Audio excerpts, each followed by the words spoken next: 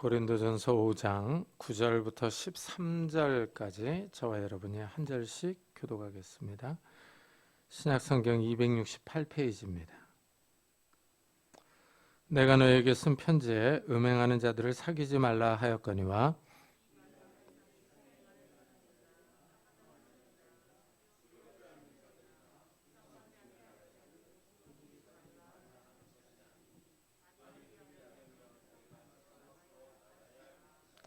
이제 내가 너에게 쓴 것은 만일 어떤 형제라 일컫는 자가 음행하거나 탐욕을 부리거나 우상 숭배를 하거나 모욕하거나 술 취하거나 속여 빼앗거든 사귀지도 말고 그런 자와는 함께 먹지도 말라 함이라.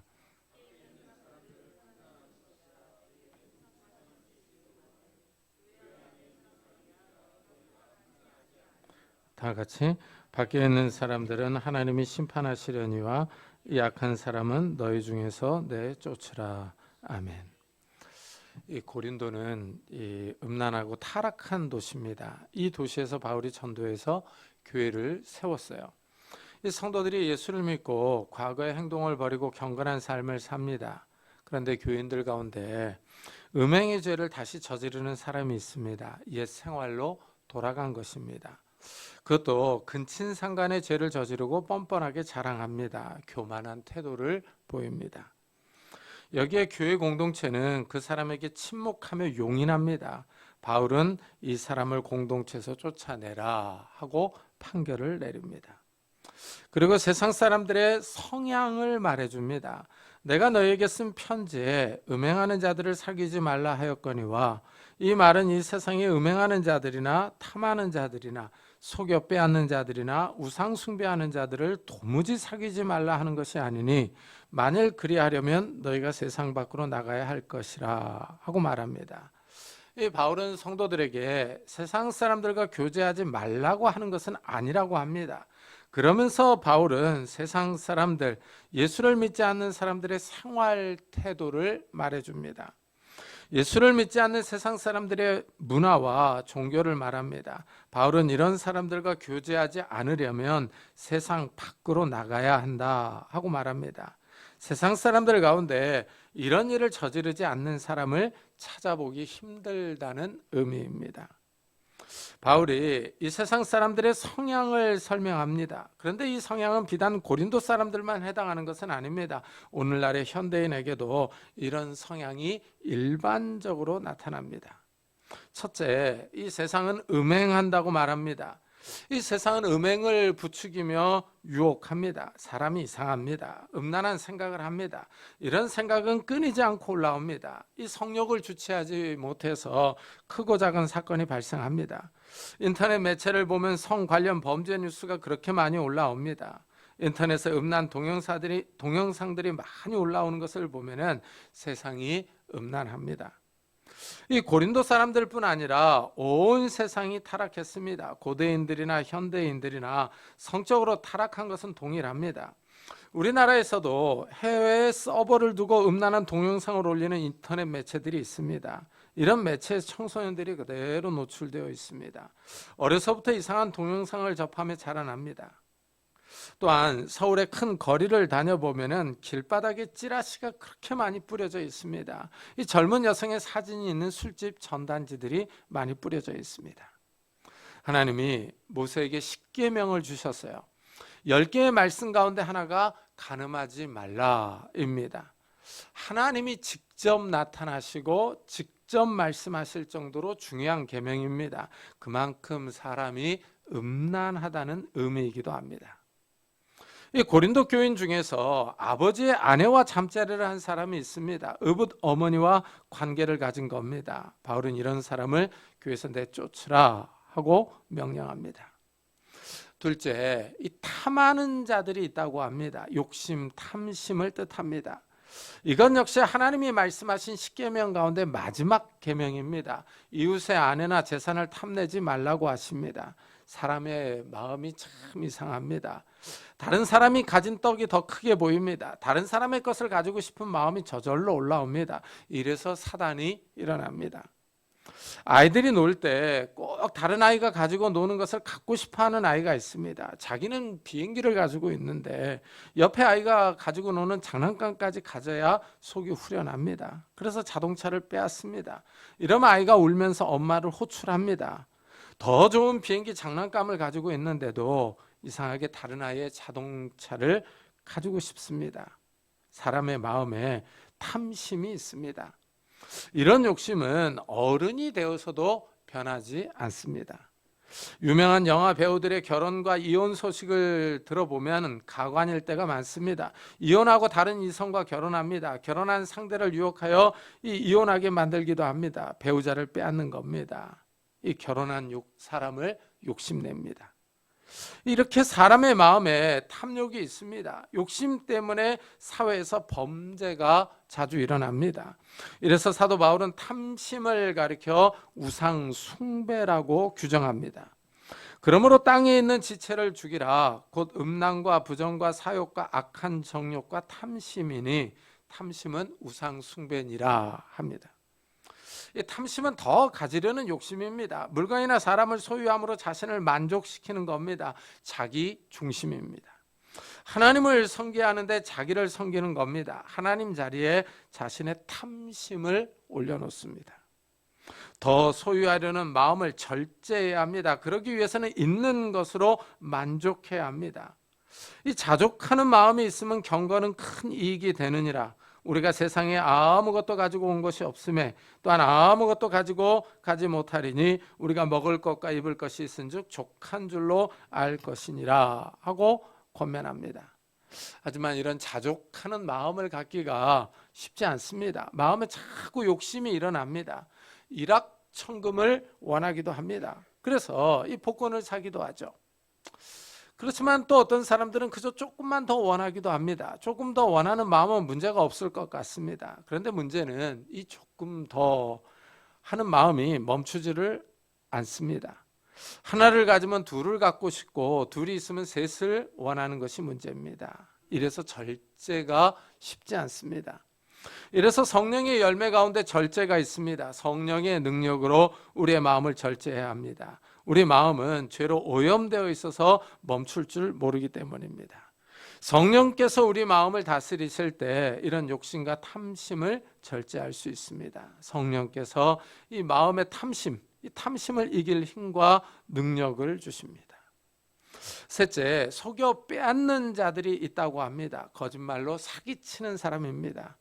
이것은 거짓 증거하지 말라는 계명과 관련이 있습니다. 이 상담하시는 분들이 이 고쳤을 수 없는 사람이 있다고 합니다. 사기치는 사람을 그렇게 교화하기가 어렵다고 합니다. 어떤 상담사는 사기치는 사람은 아예 교화가 안 된다 하고 단언하기도 합니다. 그런데 우리나라에 사기 범죄자들이 그렇게 많습니다. 최근 부동산 사기가 사회적으로 큰 문제가 되었습니다. 아직 세상 물정을 모르는 신혼부부나 청년들을 상대로 전세 사기를 치는 사람들입니다. 전 재산인 전세금을 가로쳐서 젊은 사람들의 앞길을 막막하게 만듭니다. 전세 사기를 당해서 자살하는 사람들이 나옵니다. 또한 요즘은 은행에서 일하면서 오랫동안 공금을 횡령하는 사람도 있습니다. 그 사람 집에 가보면 골드바와 5만 원권 현금 다발이 가득하게 쏟아져 나오기도 합니다. 이렇게 세상은 이 속여서 빼앗는 사람들이 많습니다. 넷째, 세상은 우상 숭배하는 사람들이 많습니다. 이것은 십계명의 1, 2계명을 어기는 행위입니다. 어느 나라에 가든지 우상이 있습니다. 나무나 돌 또는 금으로 우상을 만들어 놓고 섬깁니다. 이것을 보면 사람들의 마음에 신을 찾는 마음이 있습니다. 칼빈은 이것을 종교의 씨앗이라고 불렀습니다. 아무리 미개하고 야만적인 사람이라도 종교의 관념을 가지고 태어난다는 겁니다. 이래서 어느 나라를 가든 신이 꼭 존재합니다. 이 동남아시아나 서남아시아에 가보면은 그렇게 신들이 많습니다. 눈에 보이는 신상을 세워놓고 향을 피웁니다. 그 앞에서 복을 비는 모습을 쉽게 볼 수 있습니다. 이 선진국에 사는 현대인들, 이 도시인들은 교육 수준이 높습니다. 신상 앞에서 복을 빌지는 않습니다. 그러나 현대인들의 우상은 또한 돈입니다. 돈을 숭배합니다. 성도들은 이 세상에 살아가면서 이런 성향을 가진 사람들을 피할 수가 없습니다. 바울은 이런 사람들과 교제하지 않으려면 세상 밖으로 나가야 한다고 말합니다. 세상 사람들의 일반적인 성향을 말해줍니다. 성도들이 이런 성향의 사람들과 함께 살아가는 것은 어쩔 수가 없습니다. 이 땅에 두 발을 딛고 살아가는 동안에는 같이 살아야 합니다. 그러나 문제는 성도들 가운데 이런 사람이 있다는 겁니다. 바울은 성도들 가운데 이런 사람이 있으면 그 사람과 교제하지 말라 하고 권면합니다. 이제 내가 너에게 쓴 것은 만일 어떤 형제라 일컫는 자가 음행하거나 탐욕을 부리거나 우상 숭배를 하거나 모욕하거나 술 취하거나 속여 빼앗거든 사귀지도 말고 그런 자와는 함께 먹지도 말라 하고 말합니다. 예수를 믿는다고 하면서 옛 생활 습관을 버리지 못한 사람들입니다. 옛사람의 생활로 다시 돌아간 사람들을 의미합니다. 이런 사람들과는 교제하지도 말고 같이 먹지도 말라고 합니다. 성도라고 하면서 이런 행동을 하는 사람과 관계를 끊어버리라 하는 겁니다. 그렇다면 왜 바울은 이런 사람들과 관계를 갖지 말라고 하느냐 하는 겁니다. 앞에서 얘기했듯이 적은 누룩이 이 밀가루 온 덩어리를 부풀게 합니다. 죄가 전염되어서 교회 공동체를 더럽히며 타락하게 만들기 때문입니다. 이래서 유월절에 누룩을 버리듯이 죄를 버리라고 합니다. 이런 죄를 짓는 사람을 공동체에서 쫓아내라 합니다. 성도들이 예수를 믿고 난 후에도 죄를 짓는 경우가 있습니다. 사실 성도들도 완전하지는 않습니다.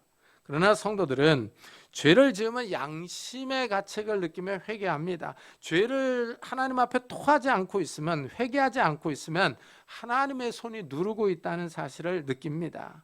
이래서 성도들은 죄를 회개하며 하나님 앞에 나아가 용서를 구합니다. 가롯 유다와 이 베드로의 차이가 여기 있습니다. 가롯 유다는 예수님을 은 30에 팔아 넘겼습니다. 예수님보다는 돈이었습니다. 돈에 욕심을 냈습니다. 탐심이 문제였습니다. 후에 유다는 양심의 가책을 받았지만 그는 하나님 앞에 회개하지 않습니다. 양심의 가책을 받고 자살로 생을 마무리했습니다. 비참한 결말입니다. 베드로 역시 예수님을 부인하는 죄를 저질렀습니다. 3번이나 예수님을 모른다고 부인했습니다. 이 부인의 강도가 점점 세졌습니다. 처음에는 부인하더니 맹세합니다. 나중에는 저주하면서 예수님을 모른다고 했습니다. 그러나 닭이 울자 베드로는 예수님의 말씀이 생각납니다. 양심의 가책을 받아서 밖에 나가서 웁니다. 울면서 이 예수님을 배반한 일을 괴로워하며 회개했습니다. 이 베드로는 회개함으로 신앙을 다시 회복합니다. 성도들이 죄를 지을 수 있습니다. 순간적으로 약해서 넘어질 수 있습니다. 유혹을 받아 죄를 짓습니다. 그러나 회개하며 하나님 앞으로 나아옵니다. 이 바울이 말하는 음행하고 탐심을 부리고 우상 숭배하는 사람들은 단회적인 죄를 짓는 것이 아니라 지속적인 죄를 짓는 사람들을 의미합니다. 한 번으로 끝나지 않는 사람들입니다. 회개하지 않는 사람들입니다. 이런 일을 행하는 사람들이 하나님의 심판을 받습니다. 밖에 있는 사람들은 하나님이 심판하시려니와 이 약한 사람은 너희 중에서 내쫓으라 하고 권면합니다. 하나님의 심판이 이런 일들을 행하는 사람들을 기다리고 있습니다. 자기 마음대로 자신을 위하여 사는 것은 그 사람의 자유입니다. 그러나 하나님이 마지막 심판을 하십니다. 위에서 말씀하셨듯이 하나님이 직접 나타나서 직접 말씀하시고 직접 써주신 십계명이 있습니다. 음행, 거짓말, 우상숭배, 탐심은 이런 하나님의 뜻을 다 정면으로 거부하는 겁니다. 이래서 하나님이 이런 사람들을 심판합니다.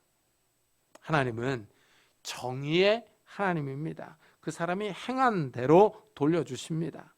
이런 예를 삼손에게서 볼 수 있습니다. 삼손은 나실인입니다. 하나님께 바쳐진 사람입니다. 그러나 그는 자기 마음대로 삽니다. 율법이 있지만 율법을 지키지 않습니다. 나실인은 시체를 만지면 부정해집니다. 그러나 삼손은 사자를 죽였습니다. 후에 그 죽은 사자의 몸에서 꿀을 떠서 먹고 부모에게 가져다 주었습니다. 이렇게 사체를 만졌으면은 머리를 밀고 비둘기 2마리로 속죄의 제물과 번제물로 드려야 합니다. 그리고 순양을 속건 제물로 드려야 합니다. 그러나 삼손은 이런 나시린 규정을 다 무시해 버립니다. 자기 마음대로 삽니다. 그러다 후에 들릴라의 유혹에 빠집니다. 들릴라가 삼손의 머리를 강제로 밀어버립니다. 두 눈이 뽑힙니다. 후에 블레셋 사람들과 장렬하게 함께 죽습니다. 나시린이 부정해져서 머리를 밀지 않으니까 강제로 밀립니다. 비둘기 두 마리로 번제를 드리지 않으니까 두 눈이 뽑힙니다. 양으로 속건 제물을 드리지 않으니까 자기 몸이 희생됩니다. 삼손의 마지막은 장렬합니다. 그가 행동한 그대로 돌려받았습니다. 그렇지만 또 하나님이 그에게 은혜를 주셨습니다. 이 머리가 다시 자라서 힘이 생겼습니다. 그래서 블레셋 사람들에게 원수를 갚을 수 있었습니다. 삼손이 죽을 때 하나님께 이번만 나를 강하게 하사 나의 두 눈을 뺀 블레셋 사람에게 원수를 갖게 하옵소서 하고 부르짖습니다. 그리고 삼손이 블레셋 사람들이 모인 건물의 기둥을 붙잡고 힘을 줍니다. 그래서 집이 무너져 내립니다. 많은 블레셋 사람들이 죽었습니다. 하나님이 삼손의 마지막 기도를 들으신 것입니다. 하나님이 정의의 하나님이십니다. 정확하게 계산을 합니다. 하나님은 마지막 심판 때 그 사람의 말과 행동 그대로 심판하실 것입니다. 바울은 이런 악한 행동을 하는 사람들을 가리켜 하나님 나라에 들어오지 못한다 하고 선언합니다. 불의한 자가 하나님 나라를 유업으로 받지 못할 줄을 알지 못하느냐 하고 말합니다. 세상의 성향을 따라 살아간 사람들은 하나님 나라에 맞지 않습니다. 하나님 나라를 유업으로 받을 수가 없습니다. 어떤 사람은 예수 믿으라고 전도하면은 이 세상을 자기 마음대로 산 다음에 마지막에 회개하고 천국에 들어가겠다고 말하는 사람이 있습니다. 참 이 세상에서 즐겁게 정욕을 따라 산 다음에 다음 세상에서도 천국에 들어가서 살겠다고 합니다. 이 사람 계획대로 이루어진다면은 정말 좋은 계획입니다. 하지만 하나님이 그렇게 만만한 분은 아닙니다. 하나님이 어리숙한 분이 아닙니다. 하나님은 이런 사람에게는 회개의 영을 주시지 않습니다. 이미 그 사람의 마음은 죄로 강팍해져서 회개할 수가 없습니다. 이미 마음이 단단해져서 말씀이 들어가지 않습니다. 이래서 회개를 하지 못합니다. 자기 마음대로 살다가 천국 가겠다고 자기 마음대로 결정할 수는 없습니다. 오늘 말씀은 우리에게 세상 사람들의 성향을 알려주고 있습니다. 하나님이 없는 사람들의 생활 방식입니다. 하나님 없이 자기 마음대로 살면서 자기 즐거움을 추구하는 사람들입니다. 이런 생활 방식에 젖어 있는 사람들은 하나님의 심판을 받습니다. 하나님 나라에 들어갈 수가 없습니다.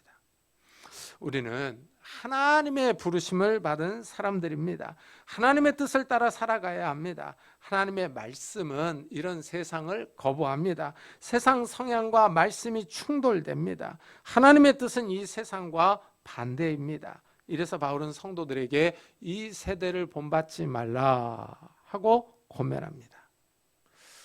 참 우리가 살아가고 있는 이 시대가 점점 악해져 가고 있습니다. 이 사람들의 심성이 점점 악해져 가며 단단해져 가며 타락해져 가고 있는 모습을 봅니다. 돈을 사랑하고 자기를 사랑하고 쾌락을 하나님보다 더 사랑합니다. 이런 현상이 우리나라뿐만 아니라 세계 도처에서 나타나고 있는 모습을 볼 수가 있습니다. 참 세상이 점점 악해져 가고 있는데 이 세상을 본받는 것이 아니라 우리 예수님을 본받아서 경건하게 살아가는 성도님들이 되시기를 예수 그리스도의 이름으로 축복합니다.